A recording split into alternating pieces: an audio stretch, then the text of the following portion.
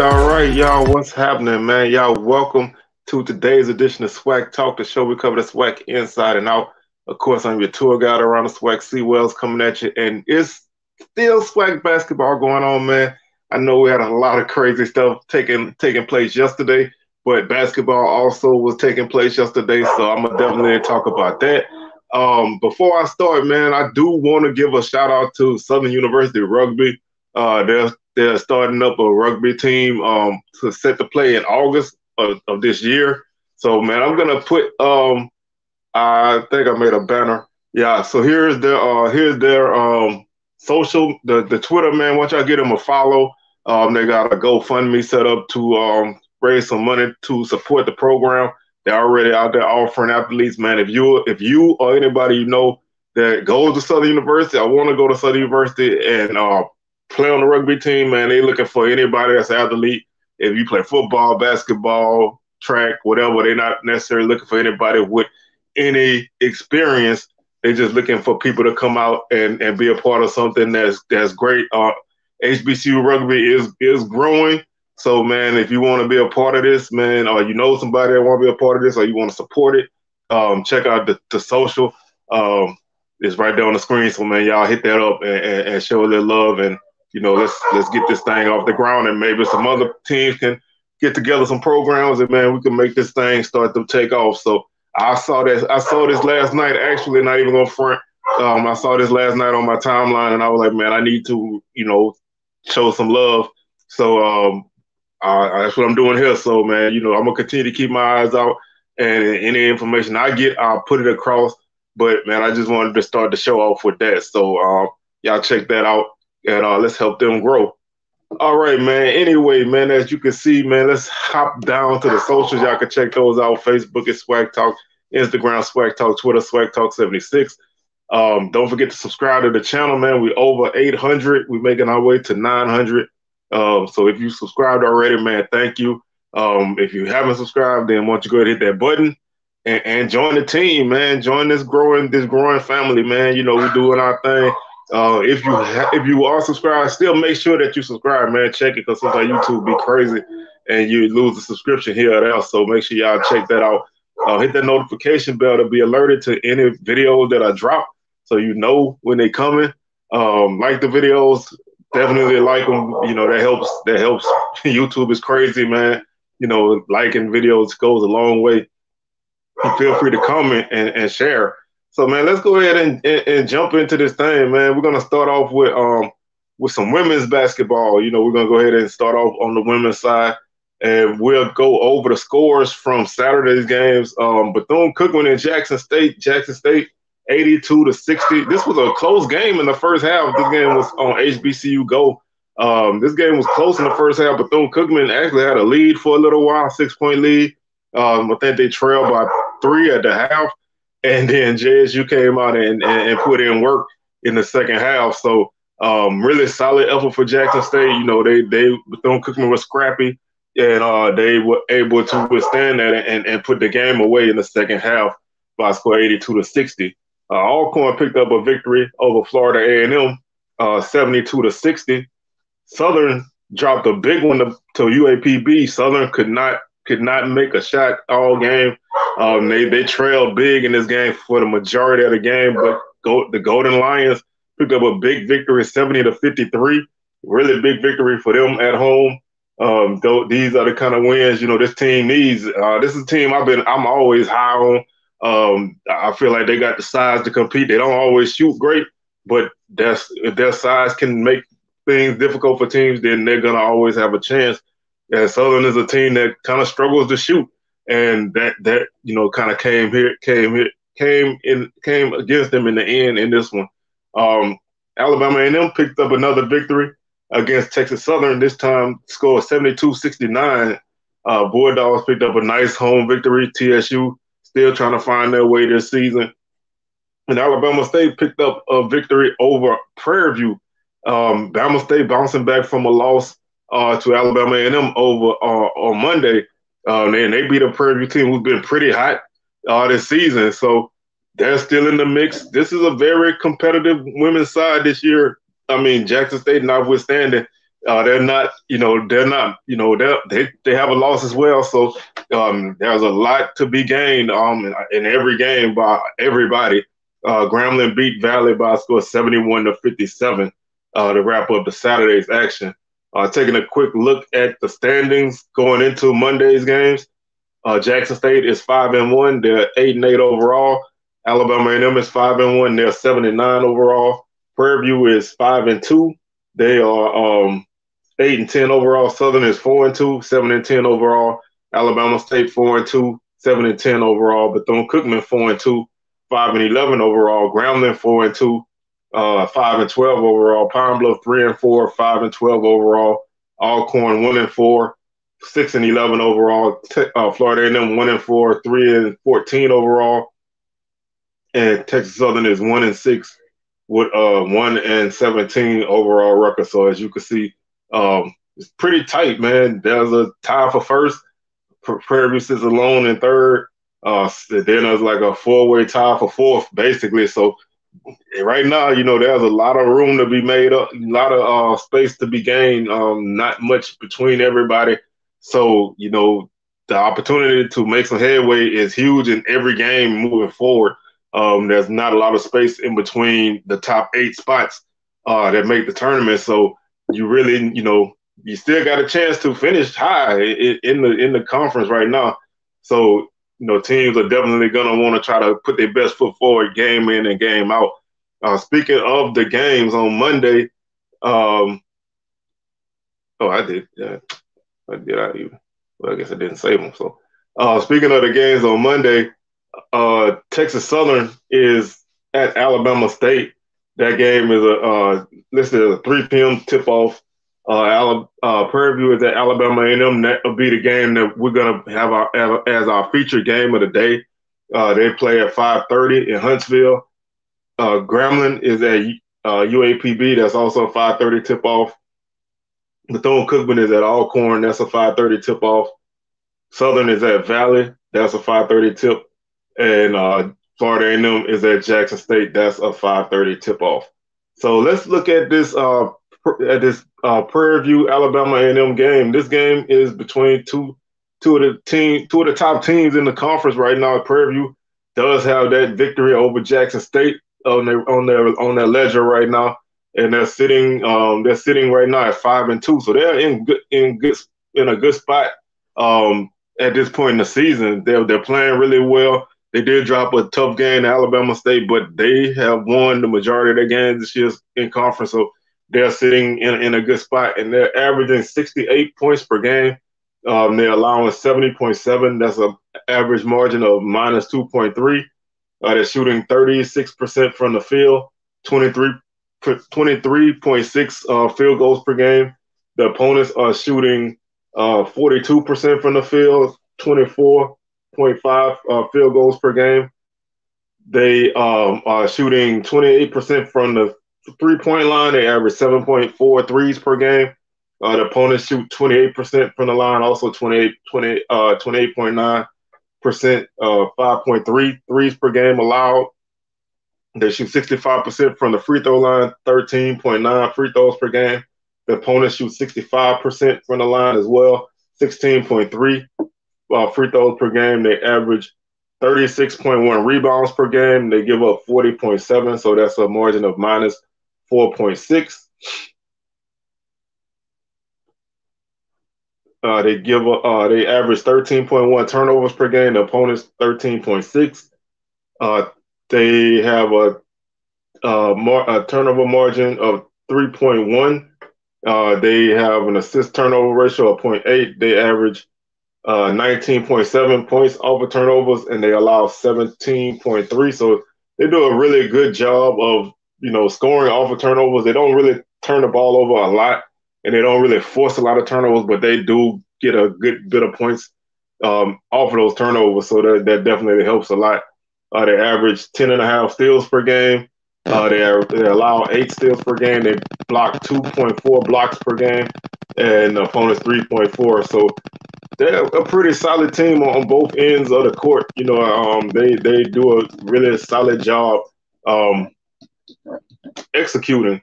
I'm gonna take a look at some of the numbers for the teams in conference stats only. Those with overall are going to do a couple things in conference play to kind of give an even better idea of what these teams are, what they are looking like right now. Because sometimes there's a big difference in what a team does in conference and what a team does overall. Right now in conference play, Prairie View is averaging 66 points per game. That's sixth in the league. They're allowing 63 points per game. That's also sixth in the league. They're shooting. They're only shooting 38%. Excuse me, they're shooting 37% from the field in conference play. Defensively, they are allowing opponents to shoot 41. So they're not really shooting great in these games, but they're keeping themselves in all these games. 3-point shooting, they're shooting 32% in conference play, so that helps a lot. They're only allowing opponents to shoot 25% from the 3-point line. That's definitely a big factor for them. They're shooting 67% from the free throw line in conference play, and the opponents shoot 57. So that's also another number that helps them out. Rebounding, they are averaging 38 rebounds per game in conference play. The opponents average 35, so they're out rebounding their conference opponents by about 3 rebounds per game, 2.7, which is third in the league. So they have improved their rebounding in conference play. That's a big difference. In conference play, they have a turnover margin of 0.29. They're averaging 19 turnovers per game, 19.1 in conference play, but they're forcing 19.4. So they've turned the ball over a lot more in conference play, but they've forced that equal number of turnovers. So this is honestly, this is a team that's kind of just finding ways to win games. And when you play like that, that's dangerous. They average 13.4 assists per game, which is third in the league, and they're 10th in the league in block shots in conference play at 1.7. So they're not wowing you with numbers in conference play, but they are finding ways to make some things happen, and that's key. Diana Rosenthal is the leading scorer on the team right now, and she's third in the league in scoring in conference play at 17.4 points per game. So that's definitely a big factor for them this season. And other than that, Tamirica Taylor, she averages 10.2 points per game for the team in conference play. And, those kind of numbers are important. It shows you a difference of this team from one aspect to the other. But statistically, like I said, this team doesn't really have a lot of people all over the leaders, the leaderboard. Desiree Lewis is the leading rebounder in conference play for Prairie View at 5.6 rebounds per game. Kennedy Hurd, she's also on that list. She averages 4.8 rebounds per game in conference play. But looking at the team, at these players overall in conference play, Diana Rosenthal, like I said, she's averaging 17.4 points per game. Taylor is at 10.2. Hurd, 8.5. Lewis, 7.9. Kennedy Paul, 7.7. Field goal shooting right now, Desiree Lewis leads the team with 41% from the field. Taylor, 40%. Hurd, 40%. Rosenthal, 39%. Kennedy Paul, 38%. 3-point shooting in conference play. Hurd shoots 38%. Rosenthal, 37%. Paul, 37%. Michaela Hutchinson, 36%. So they shoot a decent amount of threes as a team in conference play. They've shot 152 threes in conference play. The opponents have shot 116. So they do shoot a lot of threes, and they're making an average amount. Free throw shooting. As far as people with multiple free throw attempts, Rosenthal shoots 76%, 26 of 34. Hurd 75%, Paul 75%, Taylor 72%, Lewis 67%. Like I said, rebounding, Lewis leads the team in conference play with 5.6 rebounds per game. Hurd 4.8, Rosenthal 4.7, Smith 4.7, 4.4 for Paul, Taylor 4. Assists, Thornton leads the team with 22 assists in conference play. Turnovers, Rosenthal with 20. Steals, Rosenthal with 15. Taylor with 12. Hutchinson with 10. And 3 blocks for Saunders and Smith that leads the team. So as you can see, they don't play a lot of players in conference play. They have a pretty steady rotation of players in conference play. Pretty much everybody's their starting 5 has basically been the same, except for they've had 2 changes in their starting 5 all conference. So they don't go super deep. But they average between 29 minutes and 11 for the people who have played multiple games. So they have a rotation that they like, and it's been successful. One way or the other, this has been a successful mark. I don't know if it's smoke and mirrors, or if they're just a team that kind of finds their way through games, and they find themselves in them at the end, and then they pull out a victory. Or they drop a close one. So, this team is dangerous. I think they're, right now, I think they're playing a little bit above the level that they probably would have played at during the season. They've lost, their 2 losses are by 11 points. So they've been in both games that they lost, but they have won a lot of close games as well. So we'll see how they do against the Alabama A&M team that's playing, that's also playing well. They're 5-1. Their only loss was to Jackson State. So, they've been playing pretty well. They average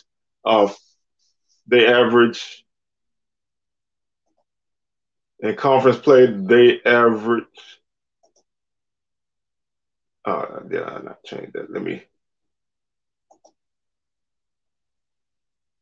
In conference play, they are actually averaging 62 points per game. That's 9th in the league in scoring. The opponents score 59 points per game, which is 3rd. So they do a good job of keeping teams off the scoreboard. They are 4th in scoring margin at 3.3 points per game. So they do a good job of actually playing defense and keeping teams from getting points. They don't score a lot, but you're not going to score a lot either when you play against them. So they make games really ugly, honestly. They shoot 36% from the field. Again, not great offensively. The opponents shoot 35%, which is 2nd in the league. So this is a defensive team, no matter how you slice it. Offensively, they're not, they're not going to do a lot, but defensively, they can stymie you. And if that kind of defensive effort going to keep them in the majority of games.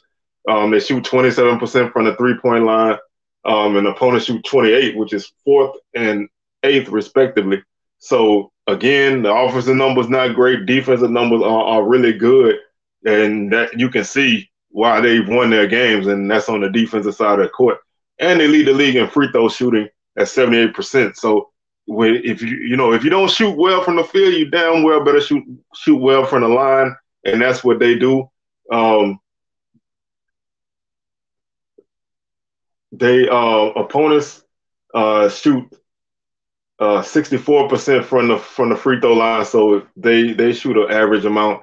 Rebounding, this team is not great in conference play on the boards at 36.7 free throw rebounds per game, but the opponents average 38.7, so they're getting out rebounded by 2 per game. Not bad, but it's not great either. The rebounding margin is 8th in the league, so they are pretty average in rebounding.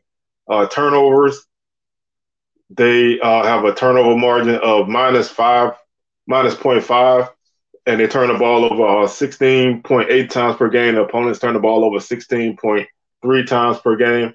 So they, again, the offensive numbers, man, they don't tell the tale, honestly. You would think with a team that's 5-1, they would be a lot better offensively, but they're a team that is very good defensively. They block 3.6 shots per game, which is fifth in the league. And they don't average, they average 10.17 steals per game, which is ninth in the league.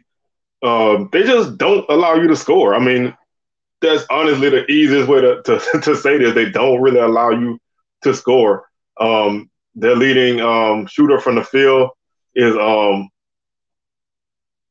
as far as people that play the bulk of their games would be Cody, Jayla Cody. She shoots 38%. Tony Grace shoots 37%. Amani Free 36%. Simmons 34%. Taylor 32%. Bergen 30%. 3-point shooting.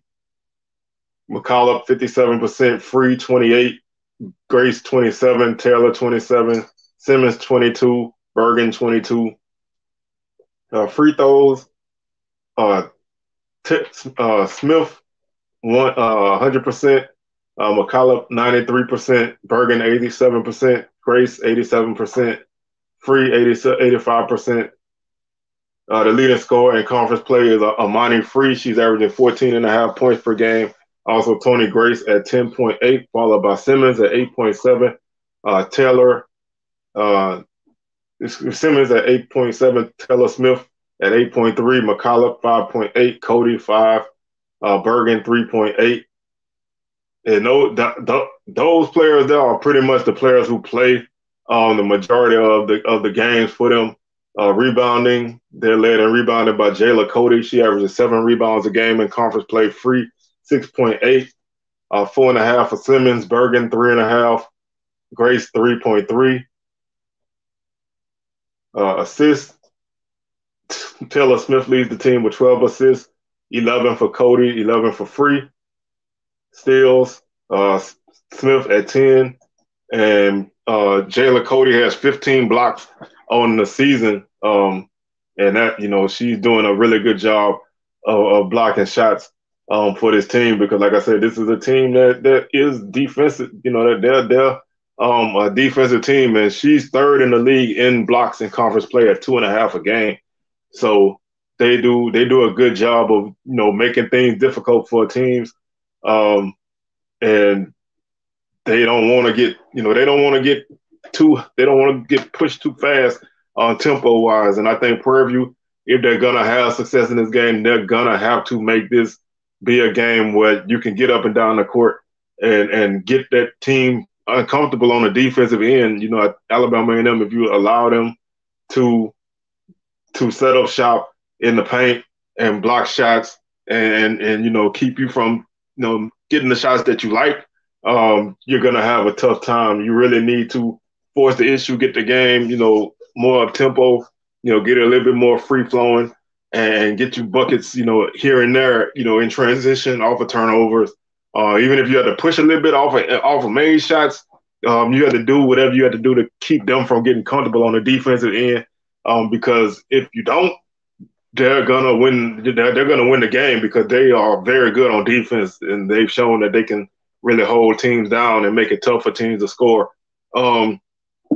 I think, like I said, Prairie View's playing some really good basketball right now. I just don't know if they're going to be able to get it done on the road. Their 2 losses are on the road, so they have yet to win a road game in conference play. So I'm going to stick with the Bulldogs, man. I think that defense is going to be the difference in this game. I think they'll make this game ugly enough and find a way to win at home. That, to me, that's the biggest difference, is that this is a home game for the Bulldogs. So I think they'll pick up the victory in this one. Next, we're going to move on to the men's side of things. Looking at the Saturday games, Bethune-Cookman lost to Jackson State 70-66. Alcorn beat Florida A&M 57-47. That was a game where FAMU led that game for a while. They kind of had pretty good control of that game. Looked like they were going to pull it out, but they fell short early. Early they led, but Alcorn actually led by a pretty good margin at halftime. So they were able to withstand some early runs and take control of this game and basically hold them off in the second half. So Alcorn continues to pick up steam during the season. Texas Southern beat Alabama A&M 70-59, winning their second straight game. Again, this team, man, you can't count them out. Now, they may be out of the race in terms of winning the actual regular season championship. They don't have any room for error there, but this is a team that's still going to be able to make waves in the tournament. You're going to have to look out for them once they get healthy. They actually led Alabama A&M by 11 at the half, and these two teams played an even second half, and they won by 11. But this is a team you have to look out for. They had 4 guys in double figures in this game. So this, if you let the team start to figure some things out, start to get some guys back, they did get PJ Henry back. He played 7 minutes in this game. That's one of their best guards. He's been out. He did come back and play 7 minutes in this game. So if he starts to get healthy, this team is going to start to figure some things out. So you need to really, be careful with where they're at right now. Pine Bluff picked up a big victory over Southern. They led this game from start to finish. They actually led this game 13-0. Southern couldn't hit the broad side of a gym in the first half. And they were able to, I think, trim it down to 12 at the half and cut it down to 2 midway the second half, but they could never overtake Pine Bluff. And Pine Bluff pulled this one out 62-55. And they are playing some good basketball right now. Pine Bluff is in the thick of the race. Don't count this team out. They are playing really good basketball, and you definitely want to keep your eyes on the Golden Lions. Big victory for them, giving Southern their first conference loss. I still feel like this is a season where you're gonna have a team with 3 or 4 losses win the regular season. So this is a long journey, man. Yeah, Southern started off 5-0, but they are not head and shoulders above everybody else. It's going to be a fight from start to finish. So right now, it's a lot of teams look like they can be in the mix. So Pine Bluff definitely putting their name in the hat on that margin. Alabama State beat Prairie View 56-55. That was a hard fought game. Alabama State played a really good game defensively. It was an overtime game. They won this game. Scored tied at 50 going into overtime. They outscored Prairie View 6-5 in the overtime. They held Will Douglas to 4 points, and Will Douglas is one of the top scorers in the league. He was 0 for 10 from the field, 0 for 2 from 3. So he really had a rough night. Had 4 fouls, had 4 rebounds and 4 fouls. So they did a good job on him, and that really held him down. When you play defense like that, holding a team to 27% shooting from the field and 15 from the 3-point line, you're gonna give yourself a pretty good chance, and especially in a game that's tight. They played their starting 5 played a lot of minutes in this game, so they didn't really go deep into their bench. They only played 3 guys off the bench. So Alabama State got it done with, just by willpower. They had 3 scores in double digits, 11, 11, and 10. They shot 26% from the field, so they didn't shoot well, at 24% from the 3-point line, but they did enough to win this game. As you can tell by the score, it wasn't a pretty game, but it was a nice victory for Alabama State. Grambling holds off Valley by a score of 65-61. Valley always tough at home. They may not play the toughest basketball on the road, but they are always tough in Itabena. So Grambling was able to pick up a victory there. And let's take a look at the standings. Southern is 5-1. They're 9-10 overall. Alcorn is 5-1, 8-10 overall. Pine Bluff is 5-2, 9-11 overall. Grambling 4-2, 11-7 overall. Alabama State 4-2, 6-13 overall. Jackson State 4-2, 5-14 overall. Prairie View 3-4, 7-13 overall. Alabama A&M 2-4. They're 6-13 overall. Bethune-Cookman 2-4, 6-13 overall. Texas Southern 2-5, 6-14 overall. Florida A&M 1-5, 3-14 overall, and Valley is 1-6, 2-19 overall. So there's a lot of teams in the mix right now for those top 8 spots. anybody can make it in the tournament at this point. Even the last place teams are not necessarily out of their 8th spot. So there are Valley's only 2 games out of the last spot to make the tournament at this point. So I mean, obviously there's still a lot of basketball left to play, but there's still a lot of room to be made up. You know, there's not a lot of space in between these teams. So nobody's out of the race yet. You know, like I said, Texas Southern, you know, it has been my favorite. They may be out of the mix in terms of the regular season unless they go on some kind of crazy run. But when they make the tournament, because I don't see them not making it. When they make the tournament, if they're a low seed and you're a high seed, man, you really don't want to face these guys in the first round. So that's a team to still keep your eyes on as the season moves forward. They're not out of the conference tournament mix by no stretch, and that's the most important thing in this tournament.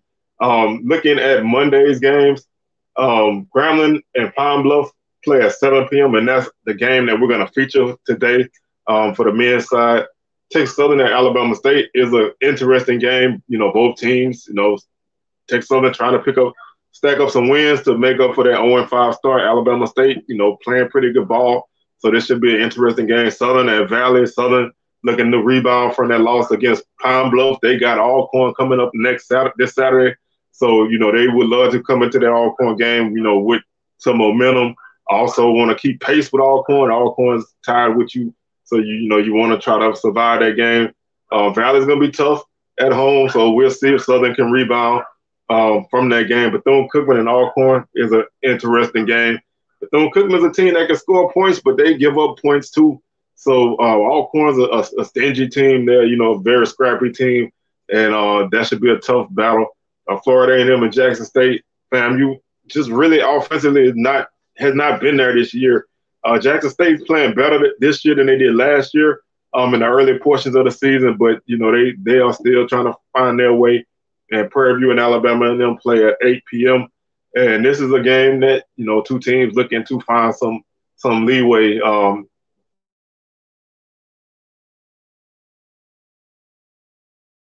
season. So, like I said, the game that we want to feature on the men's side is Grambling and Pine Bluff.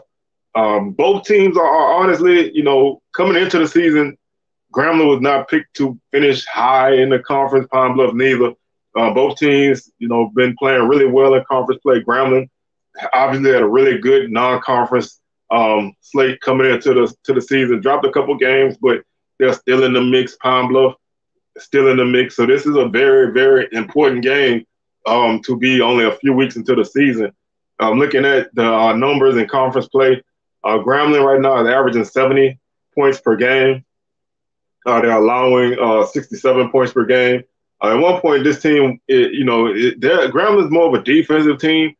They have had some guys out, so they're kind of trying to, you know, figure some things out. They have a 3.2 scoring margin per game.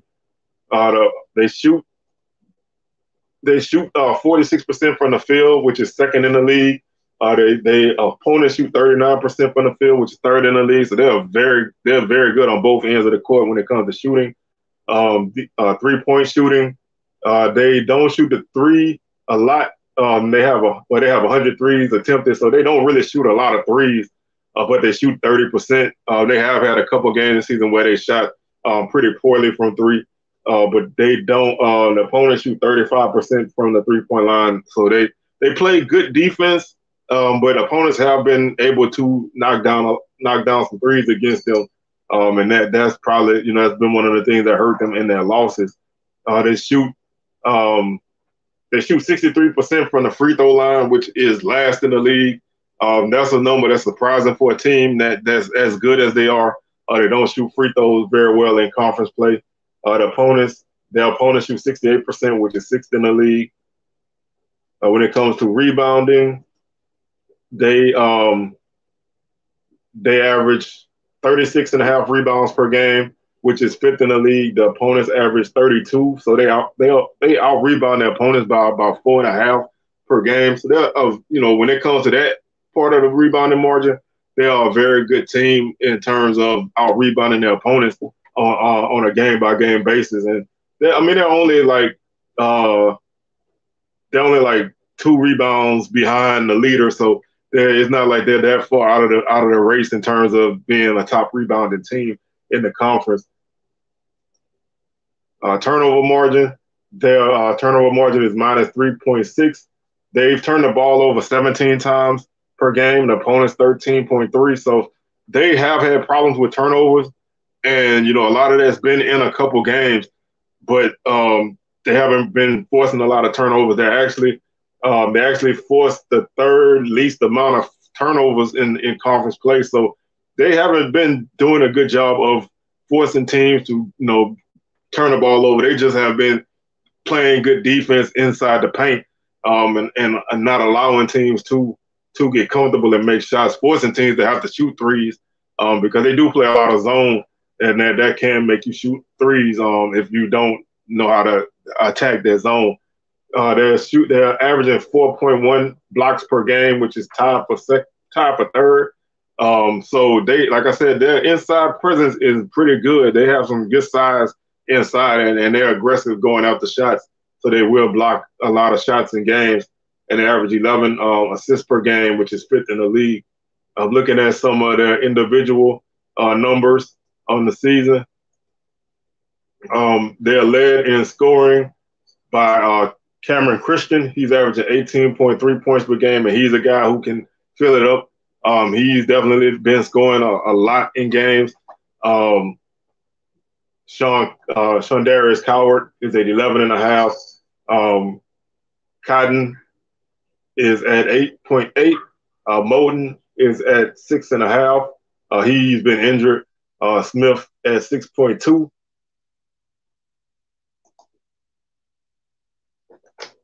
We want to kind of take a deeper look at a couple of things, because they have had, like I said, they have had some guys out.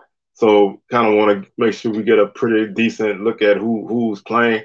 Like I said, they're missing one of their top scorers is out. So that definitely hurts you. But they've been able to find other guys to get things done. Gordon has been out, and like I said, Moden has been out. So they've missed two of their key guys in scoring, but they've still found ways to make some things happen. Right now, when it comes to shooting, Merle is shooting 60% from three, Smith 37, Christian 29 from the field. Let's see, Aku 52%, Christian 51%, Reynolds 50%, Mitchell 50%, Coward 44%. From the free throw line, looking at the guys, Smith is at 76%, Cotton 70%, Christian 69%, Coward 66%. The leading rebounder right now is Cameron Christian at 5.7, although Cartier Garden is at 7.5. But like I said, he's been out, so that's a big piece of your rebounding that you're missing. Coward at 5.2. He had a 14 rebound game against Southern as a point guard, so that's a guy that's gonna attack the boards. You have to definitely box him out at all times. Smith 4.2, Aku 3.7, Cotton 2.8. Assists, Coward 24, Cotton 17, Christian 7. Coward 18 turnovers, Christian 17, Cotton 15. Steals, Coward 9, 5 for Smith. Blocks, Gordon leads the team with 9 blocks still, Aku with 7, Smith with 3. So like I said, this is a team, like I said, they're short 2 guys, but they've still been in games, and this is a team that shows you how dangerous this team is. When you're missing 2 of your top scorers, that really show 2 of your top guys. Let's put it that way. That really shows that you can get it done, and this team has still found ways to get it done. And they're gonna play good defense. They're gonna score. They may not shoot great from 3, but they're gonna find ways to keep themselves in game because of their defense. And that's an important factor in any game. Like they say, defense travels. So that's definitely something that you can always take with you on the road. You can always play sound defense. You may not shoot well on the road, but defensively, you can keep yourself in games on the road. Pine Bluff coming into this game, they're averaging 66 points per game. They are second in the league in scoring defense at 63 points per game. So they've been really keeping teams from scoring a lot of points. They are fourth in the league in scoring margin at 2.4. Field goal shooting, they 11th in the league in shooting at 38%. So some kind of way this team is winning games. Defensively, they're fourth in the league. They're fifth in the league. The opponents shoot 41% from the field. Pine Bluff shoots 28% from three, and the opponents shoot 24%. So they do a good job of forcing teams to miss threes. You know, I mean, if you look at the game against Southern, Southern is the leading 3-point shooting team, and they were able to keep them under control from three, which allowed them to take advantage of some of the advantages that they had over Southern. Free throw shooting, they shoot 72% from the line. The opponents shoot 65%. So they are fourth in the league in shooting free throws. The opponents are last. Rebounding, they're third in the league in rebounding at 37.6 rebounds per game. The opponents average 36.7, so they out-rebound their opponents by a margin of 0.9, which is fifth in the league. So they have won a rebounding battle in pretty much every game that they played. So rebounding and three-point defense has basically been the key for this team, because they haven't really shot the ball great, but they found ways to win these games. They average 16.4 turnovers per game. They force 16.9, so they're pretty even there. Block shots, they are 11th in the league. They block 2.4 shots per game, and they average 12.4 assists per game. And steals, they are 7th in the league at 7.2 steals per game. So, like I said, this numbers-wise, man, it's kind of hard to look at this team and figure out, where they are. But they found themselves able to win some games, and they play tough at home. They're another team that's been able to pick up some really good pick up some good home victories, and also steal a couple away from home, and find yourself in a good position at this point in the season. Just looking at their conference slate, they actually dropped their first two games on the road, which are their only two losses, and they've won 5 straight games. So they're hot right now. They beat Texas Southern and Prairie View at home.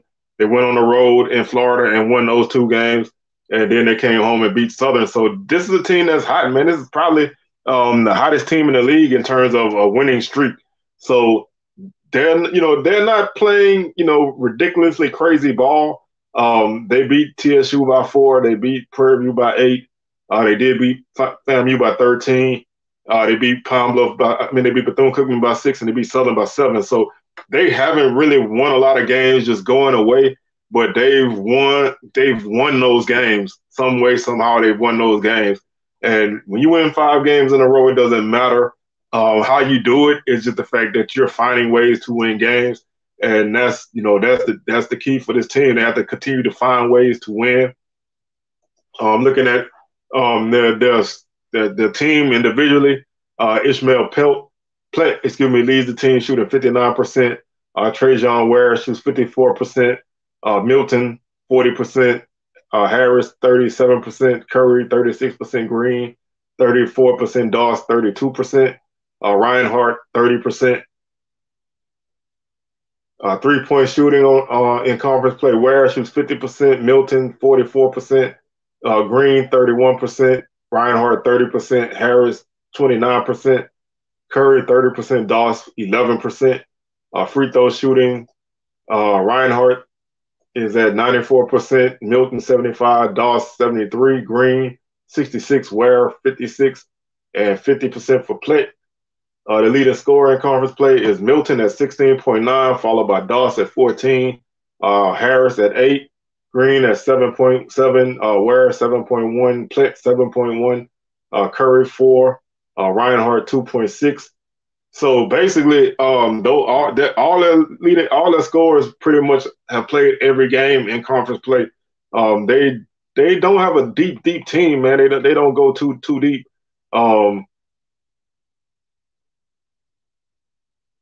They go about 8 deep, maybe 9.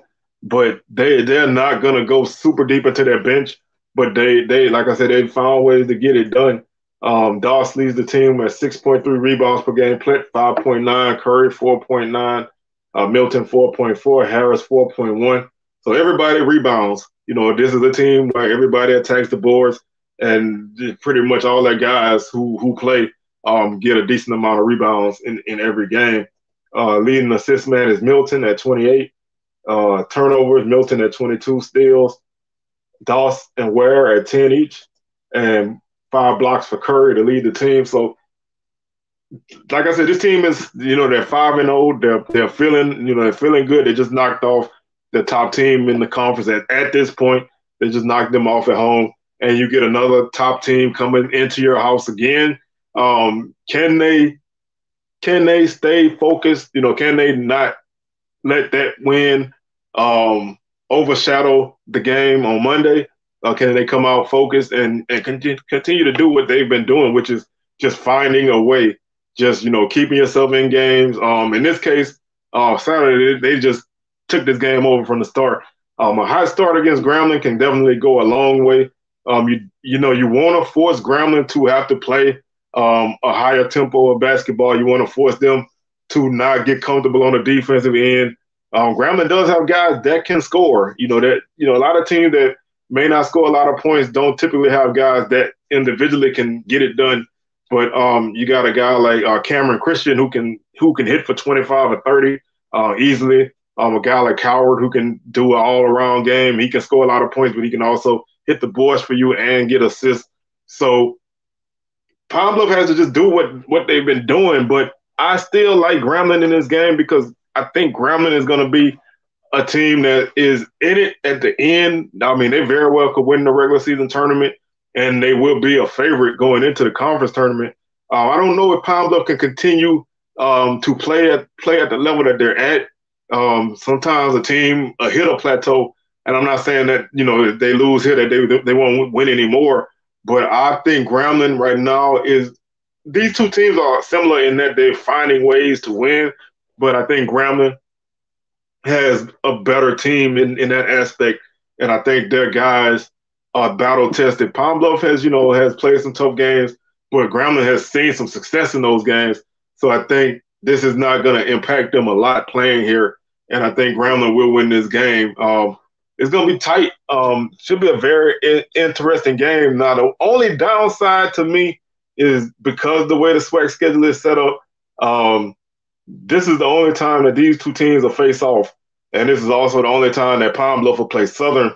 So neither one of these teams are going to see each other until the tournament, if that. So this is a good way. If you win this game, this is a good way to not have to worry about this team for the rest of the regular season. So the winner of this game, won't have to worry about seeing this team again. So I think Grambling will find a way to pick up a victory in this one and continue their way down the schedule. So that's gonna do it for today's show, man. I'd like to thank y'all for kicking it with me, man. We back in the house, we back doing what we do. And like I said, I'd like to thank y'all for kicking it, man. Make sure y'all hit that subscription button if you haven't done so already. Like the video, man. Hit the like button. Go back to the old videos, hit the like button. Catch us on SWAC Smoke on Thursday, 6 p.m. Central, 7 p.m. Eastern. We got another SWAC Talk coming at you on Wednesday. We're going to recap these Monday games and preview Saturday games. Going to try to do some things in between. And after that, so, man, just continue to stay locked in with us, man. Tap in, lock in, and get down with us. Hit those buttons that's on the screen. One's a subscription button. One is a video that was last uploaded. One is another video that you might enjoy. So check all that out, and we'll catch y'all on the rebound, man. We're out of here.